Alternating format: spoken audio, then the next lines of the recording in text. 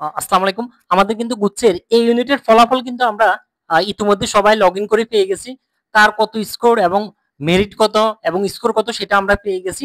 তো এখন আমাদের আজকে আমি ফলাফলটা বিশ্লেষণ করে দেখব যে স্কোর এবং মেরিট অনুযায়ী কত স্কোর পর্যন্ত আমাদের কত স্কোর পর্যন্ত আমাদের মানে সাবজেক্ট পাবো আমরা সেটা ফিক্সড করে দিব।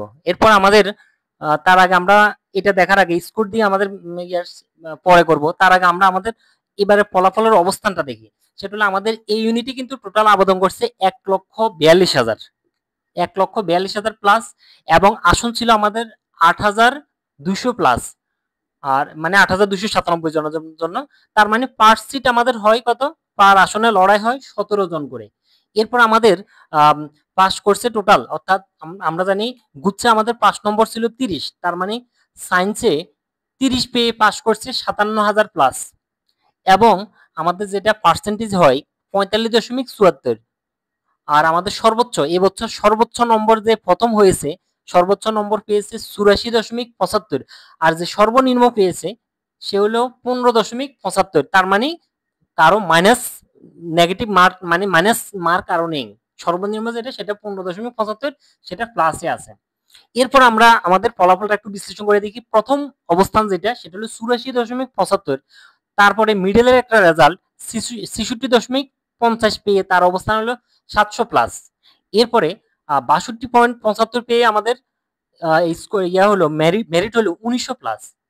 56 হলে মেরিট হয় 6800, 54তে হলো আমাদের 9142, দুইয়ে অনেক ব্যবধান হয়ে গেছে।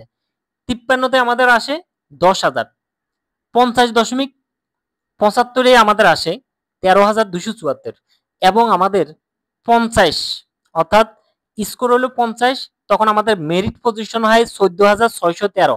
এটাই আমাদের ফিক্সড। এখন আমরা আমরা জানি সাধারণত গুচ্ছে আমরা যে জিনিসটা খেয়াল করি সেটা হলো আসন যেটা থাকে প্রায় তার দ্বিগুণের মতো আমাদের সাবজেক্ট পাওয়া যায়। তো এই বছর আমরা যেটা ধরবো সেটা হলো দ্বিগুণের চেয়ে একটু কাছাকাছি ধরবো, অর্থাৎ 50 প্লাস ধরবো। আমাদের কাটমার্ক এই ক্ষেত্রে 50 ধরবো। তাহলে সেক্ষেত্রে যাদের স্কোর 50 সেটা আছে কত 14,613, তার মানে 14,613 পর্যন্ত যারা আছে তারা ইজিলি সাবজেক্ট পাবে, এটাতে কোনো সন্দেহ নাই, ইনশাল্লাহ পাবেই সাবজেক্ট।